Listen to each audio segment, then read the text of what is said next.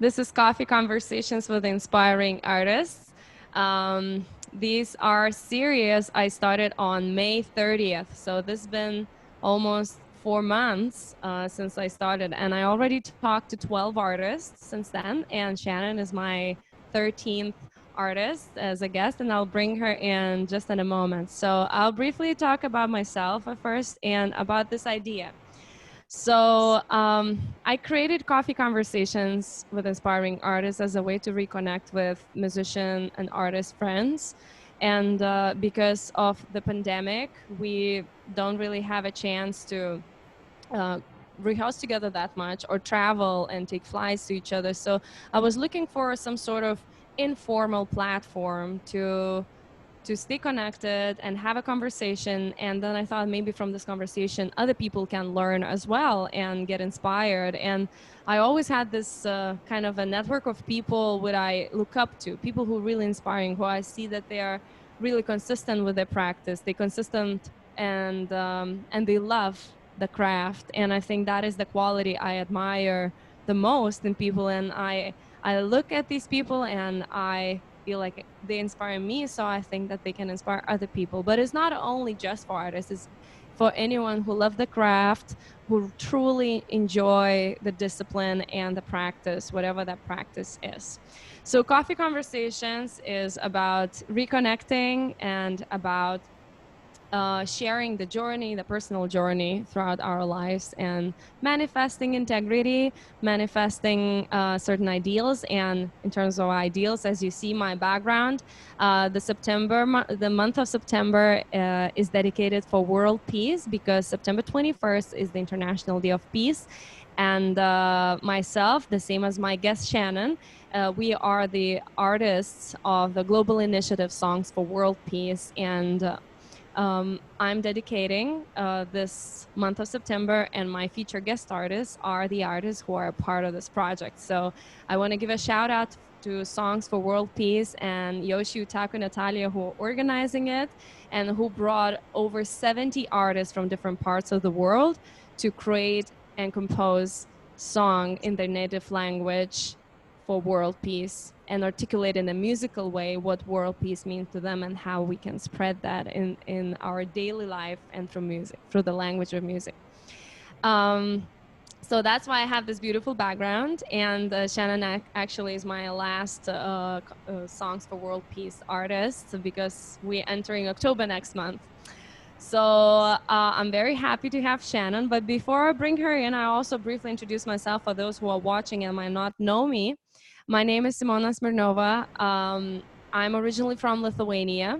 It's a small Baltic country in Eastern Europe. When some people not know where is that, but it's there. It's like 3 million people population, little land. Um, and I came to the United States 8 years ago to pursue my music career and dreams while studying at Berklee College of Music. So I'm here from 2012.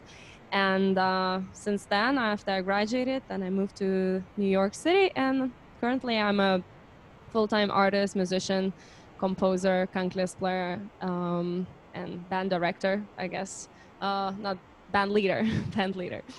So I like to incorporate my friends into projects I do, and that's why Coffee Conversations are here today. And without further ado, I want to introduce my guest today, my featured artist, my friend from college. We took orchestration class together, a music director, a composer, and an educator from Sri Lanka, Shannon Jacob.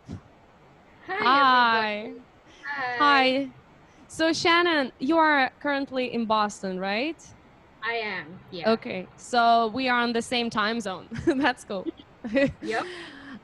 So I know you a little bit, and I know your practice, but could you tell to people who are listening to us, who are you, what do you do, and just briefly introduce yourself? All right. So, hi, everyone. My name is Shannon Jacob, and I am from the tiny island of Sri Lanka. I moved to the US very much like Simona to follow my dream of going to music school. I came to Berklee College of Music in Boston in 2013, so I guess that makes it about 7 years.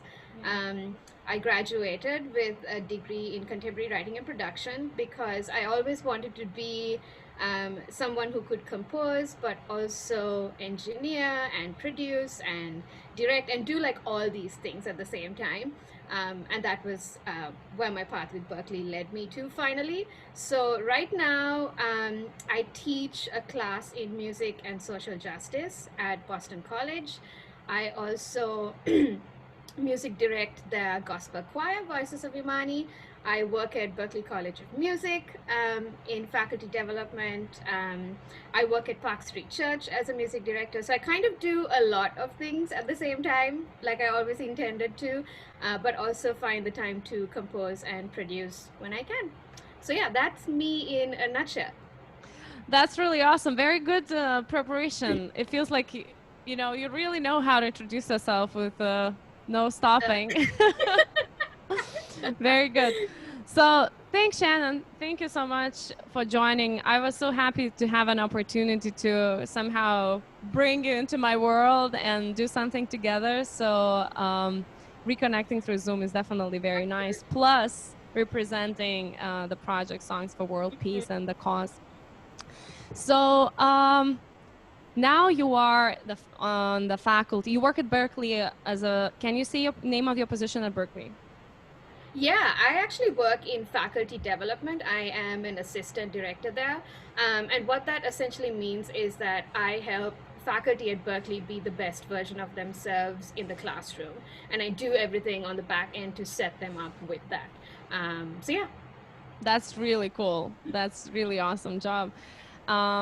So that's quite responsible and big position. But let's go back to the little footsteps, little Shannon steps in Sri Lanka, let's say in like 2000s.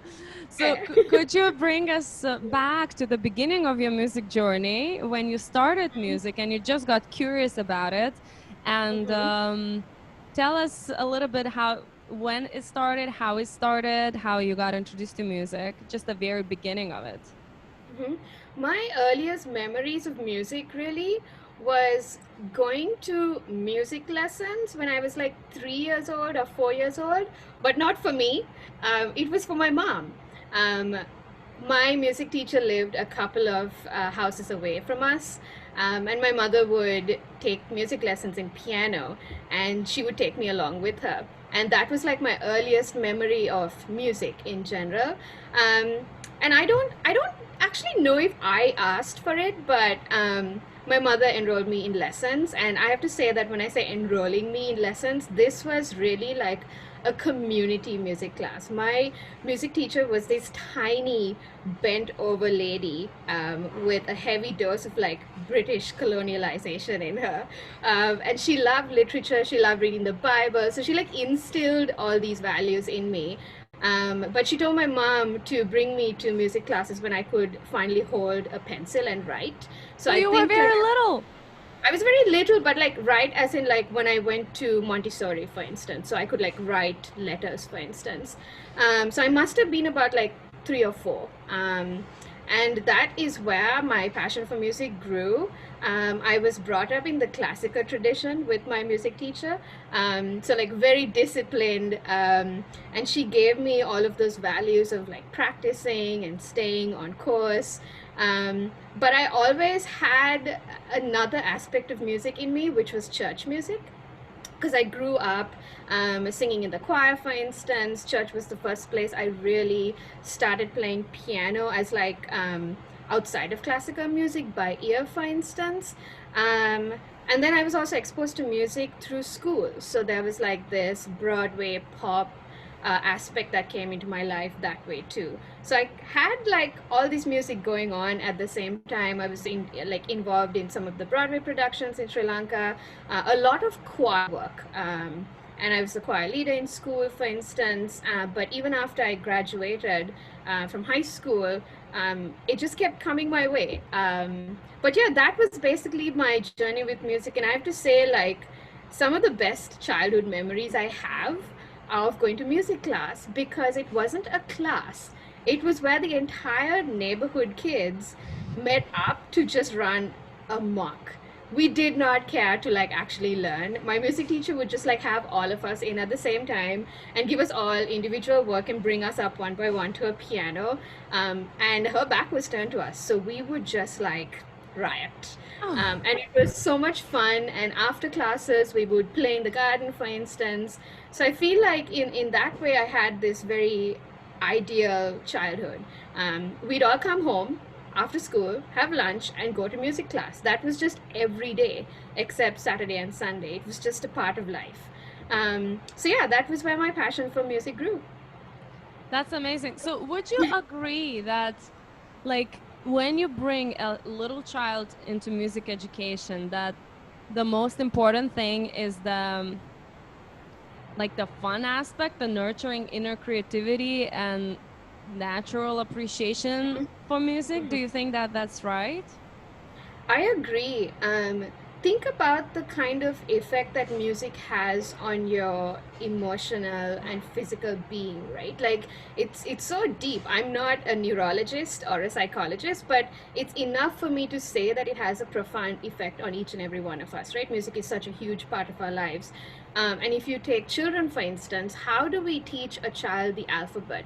We teach them with music because it's something that is so long lasting, right? So when you take the fun element out of music when you're teaching children, I feel like you come to a point where they don't want to do it anymore. And unfortunately, I've actually seen that a lot in children, where they're pushed to go to a music class where they don't really like what they're doing.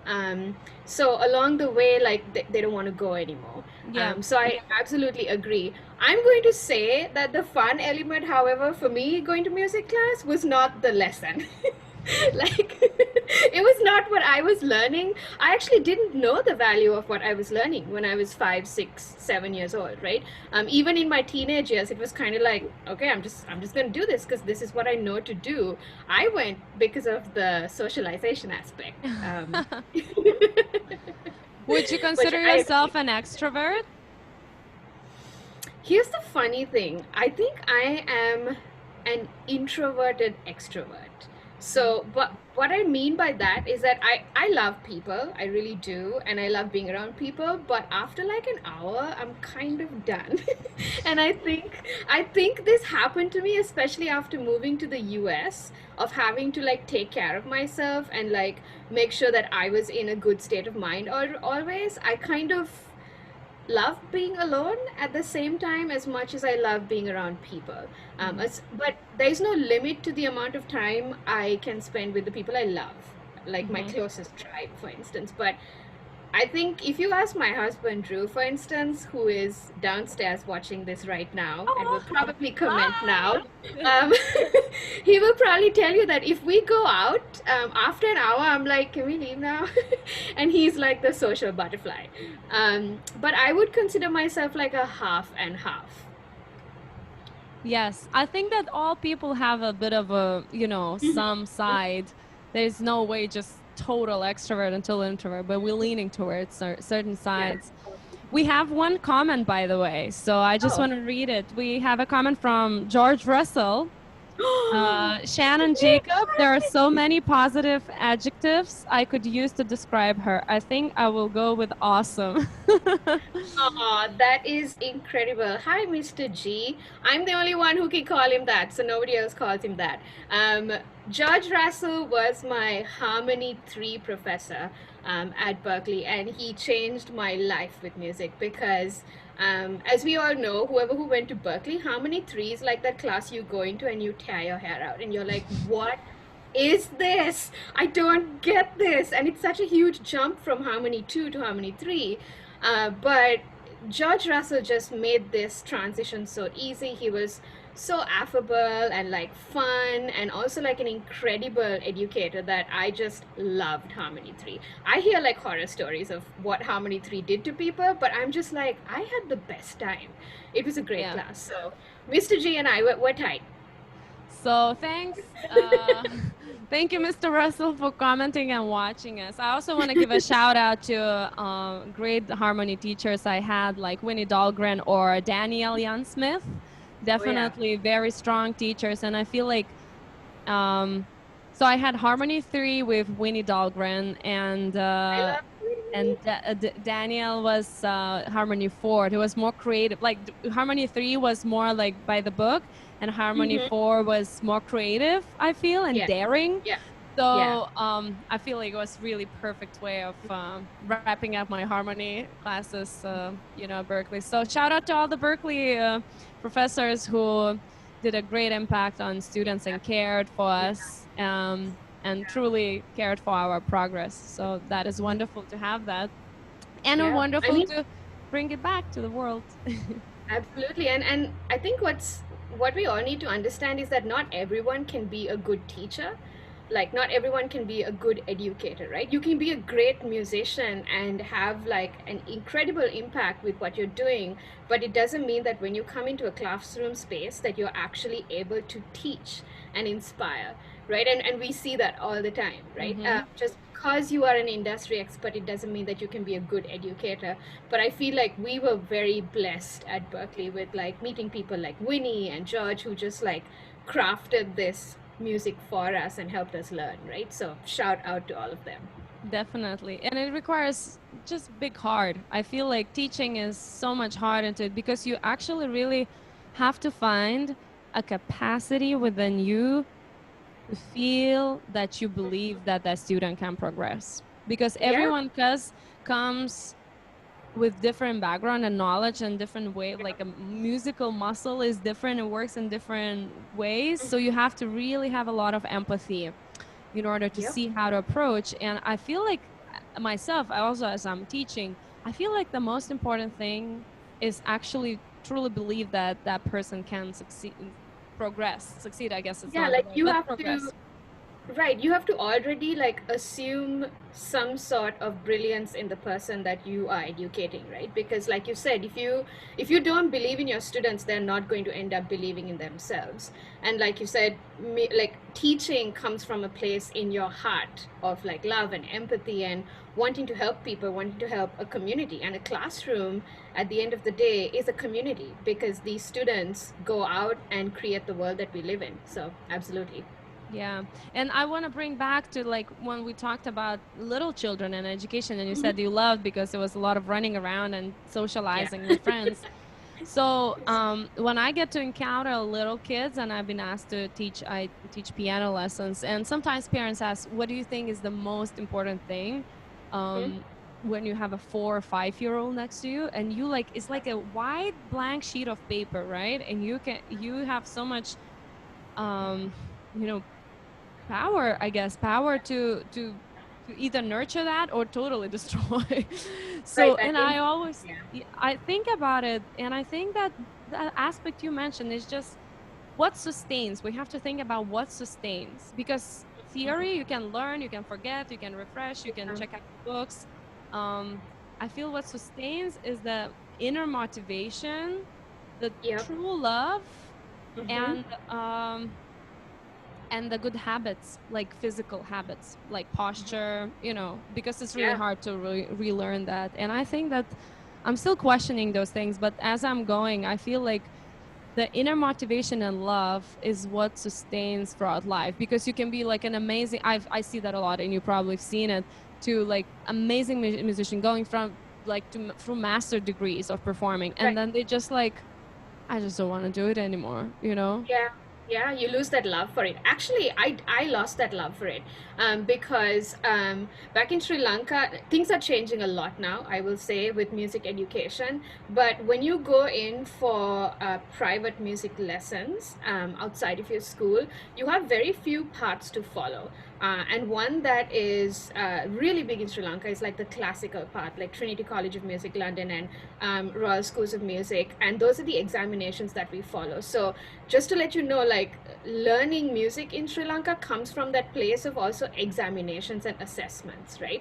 So that's what we're set up for. And I will say, like at one point, I came to a point in my life where I was like, I don't want to be a classical pianist. I must have been around like 20, 21, and I was like, what am I doing? Like, why am I trying to push through with these exams that I really don't want to do, where I'm sitting for 6 hours at home, like practicing? And it's like rigid practice when it comes to classical music, and I didn't want to do it anymore. So I took a break. I took a break for like a year, and that helped me realize how much I missed it in a way. So I still go back to classical. So at home when I'm practicing, I'll pull up like all my classical books and play it, because it takes me back. It's like memories of like being like 13 and having your first crush, for instance. Like all of those things, all of those really formative experiences for me actually started in my music class. So when I think back to my music lessons, what I remember the most is actually not the lessons I learned. Those lessons are like internalized at this point, right? The discipline, the reading of music, like understanding like really complex things with music, that's already ingrained. But what I really remember is like all those fun times that we had. Yeah, that's yeah, I think a lot of people can relate to that. Is Mm. the is the aspect of like friends and sharing what they Yeah, practicing, and is this whole, and also the nice thing about it, because those communities, you already share a common uh yeah, thing what we like, so it's not like yeah.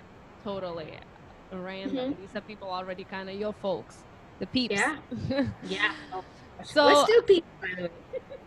Some of us are like still really good friends. that's really cool. Um, actually have this memory also. I thought about like my one of my best friends. She lives in Scotland. Used to her name, and I remember when I went to the music school and I saw this girl. She had this like big round glasses, like 90s, thick and high green jeans and like Yeah. this ponytail. And I heard that this girl plays piano the best in the whole music school. And I was like, I want to be her friend. She's so nice and she plays piano so nice. And actually, we became like best friends forever, for life, really. So it's interesting how you create these, friendships. So Shannon, now it was a good pivotal moment because you said that you took a break and you didn't want to pursue like classical pianist life anymore, but you had the love for music and this whole universe around it about it. How did you Yep. decide that you're gonna go in for composers, music directors, educators life? Did you know that already before you moved to the US, or you kind of learned that as you went through school?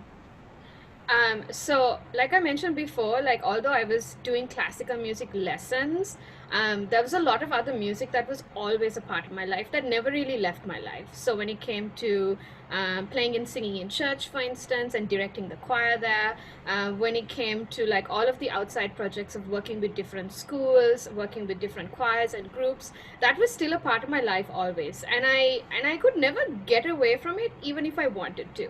Like it would always find me. I have to mention that for like a good 4 to 5 years of my life, I actually spent time being an interior designer in Sri Lanka. That's actually what I Interior studied. designer. Yeah. Wow, I did not know that.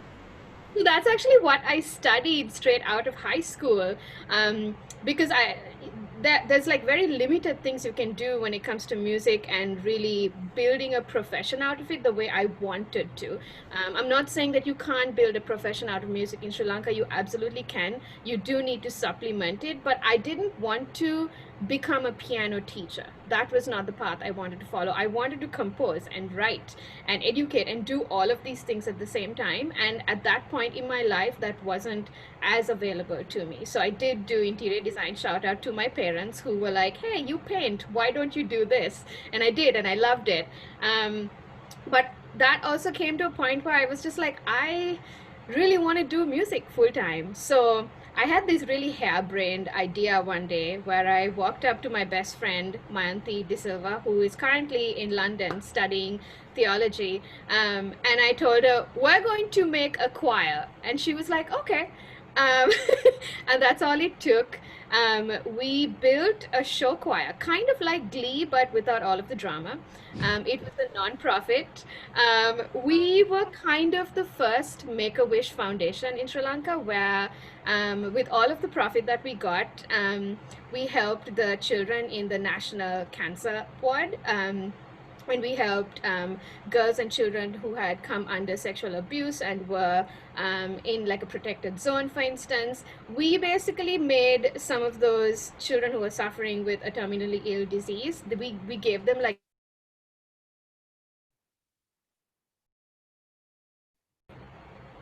ooh, did my internet? I'm still here. What happened? Something I happened. think just the interwebs doing its thing. We froze for a second. So, just probably 2 sentences before let's backtrack because I missed something. Yeah, we built this show choir called Music Inc. That was a nonprofit that helped terminally ill children and also girls and women who had gone through sexual abuse and were in a protected shelter, essentially. And it was a really enriching experience because we got to help the community, but also do something that we really loved, which was music. And we put on like these sold out shows to like 600 people per night. We filled out like venues in Sri Lanka that were like incredible venues, even up to date. And that was about a good 2.5 years of my life. And once we were doing that, I was like, well, what next, Shannon? And I always wanted to go to music school. And in my heart, I think I knew I would. I just didn't know when. But then I was like, I think it's now. And I opened up Google and I typed best music school in the US. Not even joking. Didn't do my research, don't do as I do, but literally typed that in, and the first school that popped up was Berklee. And I clicked on it. I had no idea what Berklee College of Music was, had never heard of it in my life. Clicked on it and found contemporary writing and production, basically the major that was completely built for me. Everything that I wanted to do in life, from composing and directing to producing, was all there. And I was like, I need to apply. And I did. Only school in the world I ever applied to. And I remember like telling my parents who love music, but they're not actual, like they're not musicians, right? And I remember they were just like, whatever you want, like do what you love, essentially. And seriously, I think a lot of us think, hey, I got my dream, but I just want to say that you can't have your dreams come true without a whole bunch of people supporting you. And for me, it was my mom, my dad, and my brother. I think the amount of things that they sacrificed in order for me to come to the US and get my dream, it's like I can't ever like say enough to thank them for it. So I had their support. I auditioned, got in. Did you audition with a piano? I did. I auditioned on piano. I did this piece where I played them the music of my life, is what I called it. So I started with some Bach, with some classical, and I joined it with all of the music of my life, with some Broadway, with some jazz, with some choral music. Like I just made a piece of my own. I started with Twinkle, Twinkle, Little Star because I wanted to show them the journey.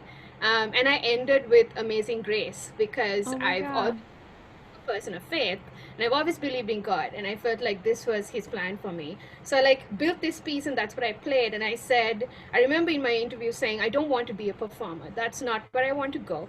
I want to be a composer, a music director. I want to help out my community back home, and wherever I am, I want to be able to help people. And I think that this is what's going to help me do that. So I made it very clear that I wasn't going to be a performer, but I kind of wanted to be on the back end. But yeah, that was my journey to Berklee. Got in, and I actually flew across to the US for my audition because we were kind of like, well, if this is like a one-shot thing, let's just give it our all. So I spent like 3 weeks in the US by myself because I come from like a middle-class family. We couldn't afford for all of us to come. I also then like auditioned, got in, went back home, and then came back by myself. So by the time my parents and my brother really got to experience the Berklee journey, I graduated. They came for my graduation, Oh, and it's they so good that they were able to come. oh my gosh, it was like, for me, it was just like, here is what we have done. Because when I look back on life, I don't think I've ever done anything by myself. I think the reason why each of us is where we are is not because we're the only ones who work towards making us who we are, right? There's like a whole tribe of people who are supporting us. Yeah. And I think that's important, whoever you are, wherever you go. And to me, it's like my parents, my brother, my best friends. They know who they are if they're watching this. My husband now, who is incredibly supportive and lets me, like, not lets me, I would never ask anyone for permission to do what I do, but who like Ta-da! who like puts up with everything that I want to do, and is like such an incredible support system. I think it's important to give all those people the due praise and appreciation and gratitude. But yeah, that Absolutely. to come I here. actually wanna kind of dwell into that too, because sometimes like I feel like there's, parents, they obviously support us financially, they support us emotionally, and we spouses and partners and our closest friends. But I also want to give a shout out and credit to like kind of people who come in and come out for a short amount of time, but they did their part, and it did a huge impact on your life. For example, like I'm thinking of, I took like 1 year of violin lessons for any reason. I don't know. I was 16. I thought violin is really cool. And I just approached this teacher, and she just totally taught me for free, like for 1 year. And then I always was thinking, well, I'm not a violin player, but now as I'm composing for violin, it really helps because I can a little play through my parts, and it gives me perspective of what's comfortable, what's not. So that was actually, priceless. It was really good because I can understand the instrument way better than if I ever haven't played.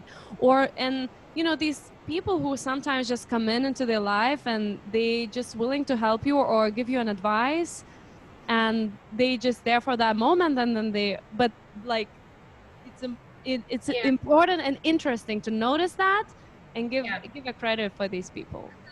Isn't there a line in that Disney song Colors of the Wind from Pocahontas? It Yeah, says we are all connected to each other in a circle, in a hoop that never ends. Because we all are. At the end of the day, no matter where we come from, who we are born to, and the color of our skin, we're all human. So we're connected. totally. Totally. That's beautiful. I also want to ask you a little bit about your class you're teaching at Boston College, because you told a little bit about Berklee, and I guess I'm more familiar with Berklee, but I wasn't familiar with your class at Boston College. So could you tell us a little bit about that? Sure. So this is actually something I'm really glad I get to do. It kind of fell in my lap because I was directing their gospel choir, and they had a space to fill in their faculty and asked me to teach kind of any course I wanted, with an emphasis on like music and the African American diaspora. So I was like, okay, let me do some research, and I built this syllabus. But in short, what the course does is it's a 3 credit course. I don't essentially teach like music notation, because it's a course that's open to the entire university. And if anyone is aware of Boston College, like it's a it's a research-based university that focuses on like marketing, law, business, nursing, etc. Right? It's not, and it does have a music department as well. But I teach through the African and African diaspora department.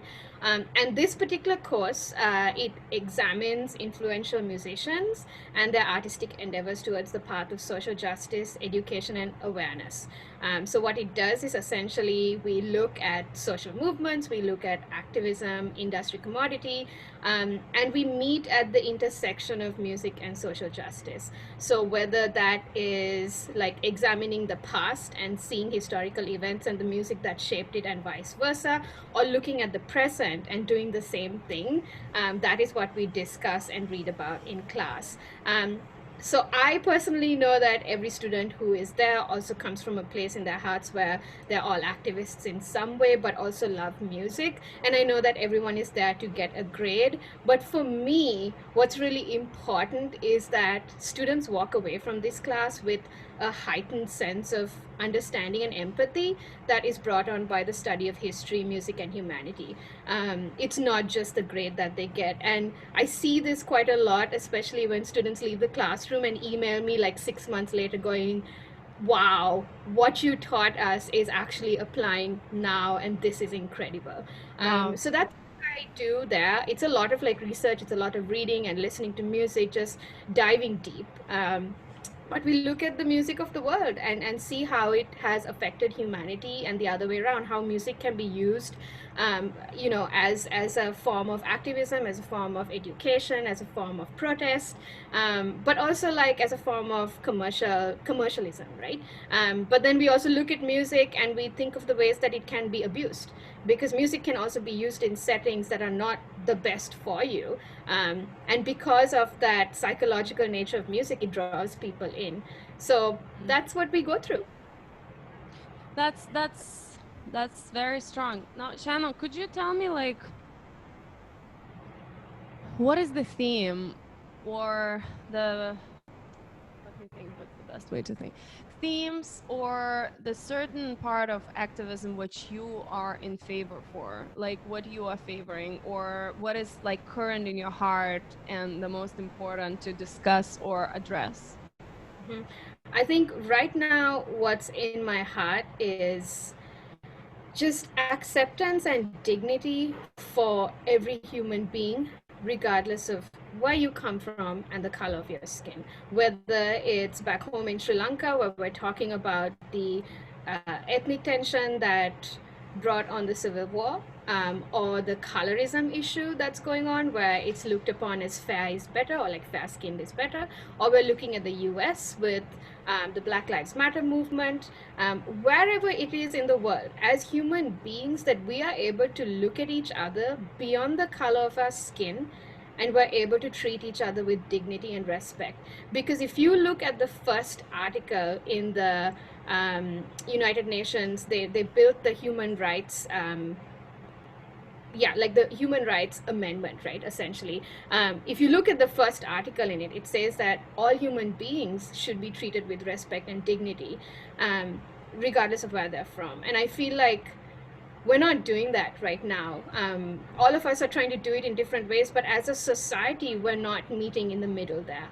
So to me right now, what's really important is that we put aside differences. We put aside like political differences or classism, for instance, and we just meet up and we're just like, we're human. Let's try to make this world a better place for everyone. And I think that requires so much more than just us talking about it. That requires more than just like communities doing it by themselves. I think it requires us on a national and global scale to work together, right?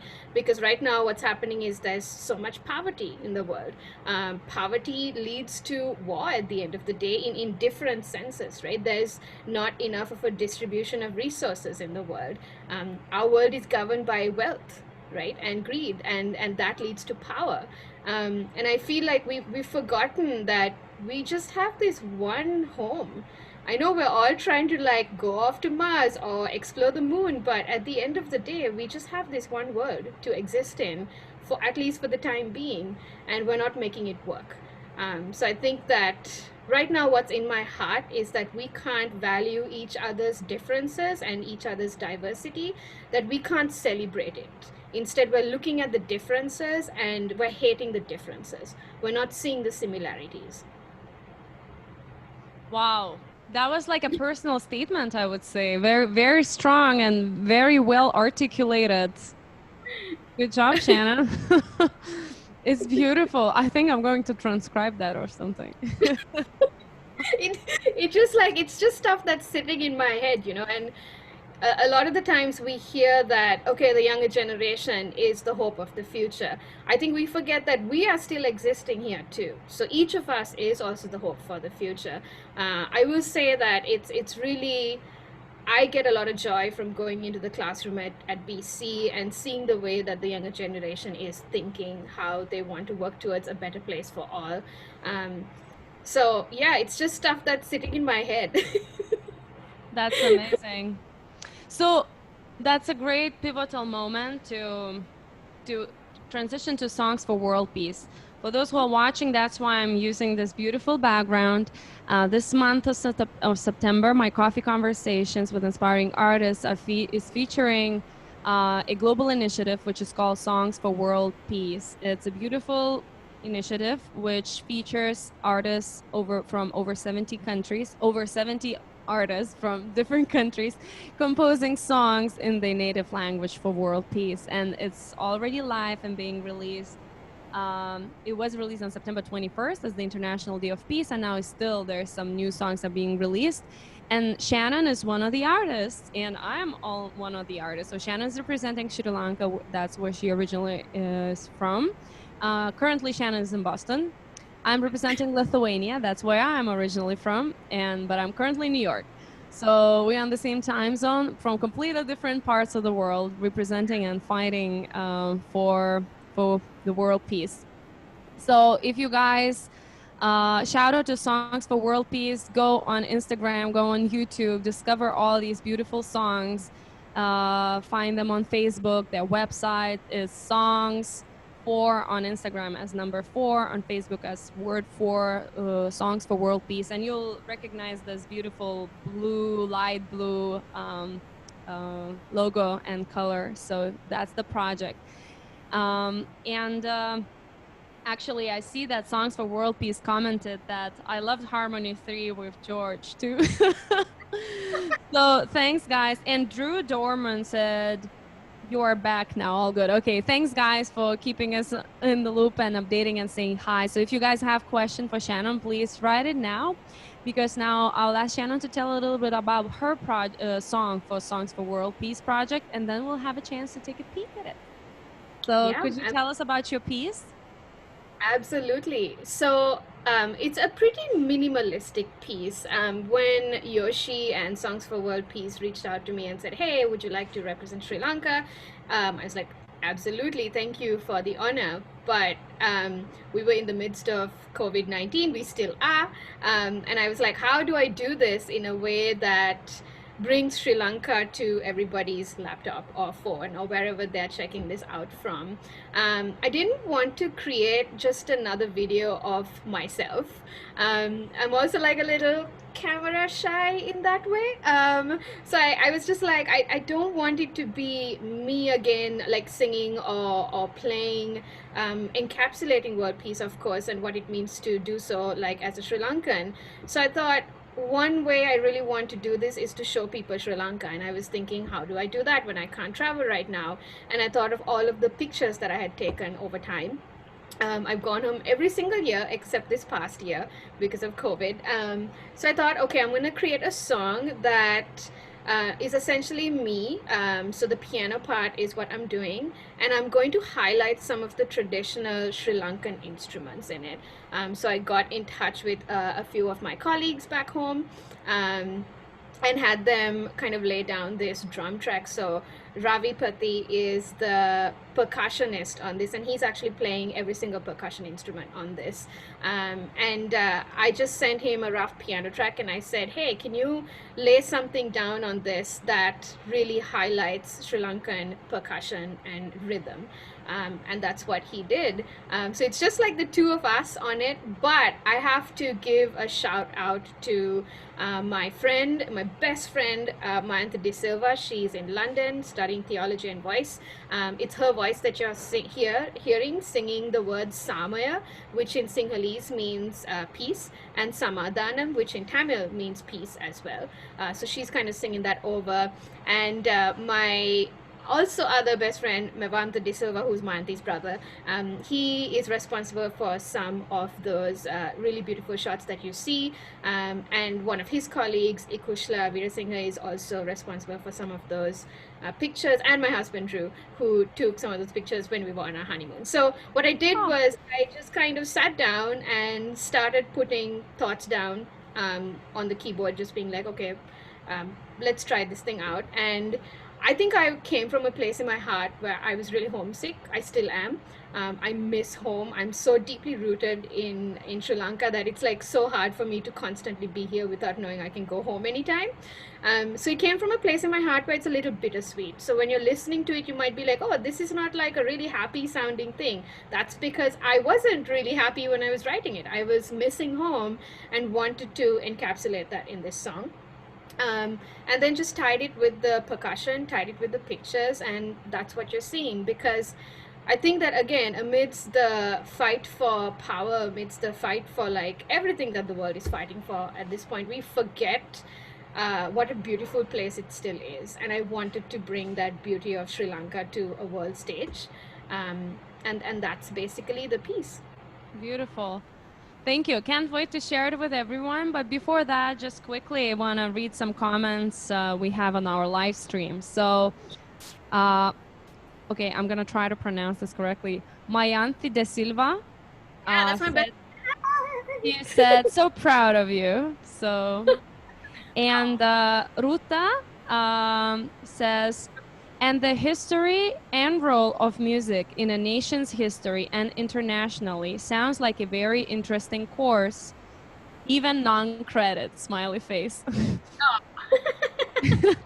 Any plans to put it online? I'd love to. If somebody wants to hire me to do an online course, I'm free. Hire me. Okay. But yeah.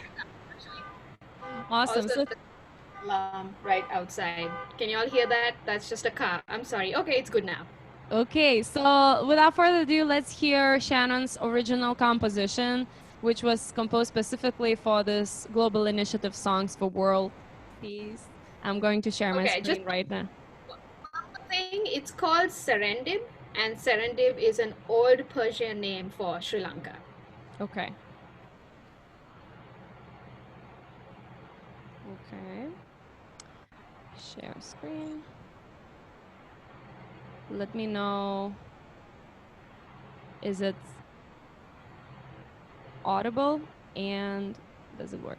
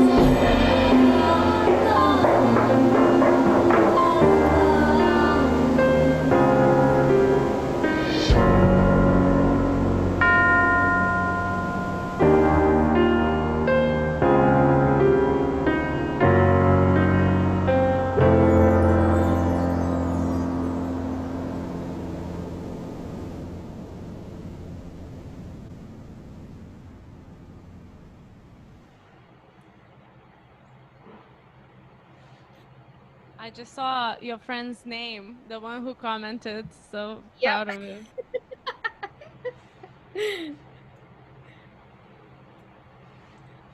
What did she do? The lyrics? No, she did the vocals. Oh, the vocals. That's right. Yes, yes. Yeah. Thank you so much for sharing. Wow, it's beautiful. Well, I've seen it before, but I really appreciate the views, and it makes me feel like I definitely next time I go to Australia, New Zealand, and Nepal, I'm gonna go to Sri Lanka as well. Absolutely. It's a must. And Songs for World Peace wrote a comment, goosebumps. It Oh, definitely brings the goosebumps. oh. I'm glad. I'm glad y'all are enjoying it. It's Yeah. lovely. I love it. So, Shannon, thank you so much for joining our coffee conversations today. It was great chatting with you. You are a really good speaker. You so articulative, and you know what you're about and what's your mission and current priorities in musical pathway. Thank And I'm so proud of you. You are so young and you're already holding these very responsible, strong positions, and you're making this world a better place. You're bringing the change. You teach it in two colleges, and you do the church work. It's very impressive. I'm very proud of you, and I cannot wait to see how your musical growth unfolds even more throughout your Thank you, journey. Simon. Thank you. Thank you. And I am sure that people really got inspired by listening to our conversation. And I would like to give my final shout out to Songs for World Peace, to Yoshi Utako Natalia, who took on such a big project, organizing 70 artists from different parts of the world and putting this all together. It's amazing that we can have and access songs in all these native languages from around the world. And musicians are they truly try to advocate for world peace and daily small steps we can do to to to bring the change and acceptance and just peace in this world. And next week I would like to announce my next conversation. So next week I'm gonna go live on Friday, October 2nd at 11 a.m. EST. I'll be featuring a New Zealand piano player and composer who I met in Berlin. I had a chance to play with him. He's a wonderful piano player, and we performed like about a year and a half ago in Berlin. That's where he is currently based, and but he's originally from New Zealand, and that's the place where I like to go a lot. So join me on October 2nd at 11 a.m. New York time and 5 p.m. Berlin. Uh, and I'll have Matt Paul as my feature guest artist next week. So for coffee conversation. So cheers, Shannon. Cheers. Show your coffee cup. My Wonder Woman coffee cup. Very nice. Give me a smiley face. I'm gonna do a little screenshot. Okay. Thanks, guys, for watching. This video will go on YouTube within half an hour, so you can share it with your family and friends or whoever you want. And thank you, Shannon, again for your work, for your practice, for your dedication, for your big heart and really articulated thoughts. Thank you. Thank you for everyone for watching. Thank you. Bye. Bye.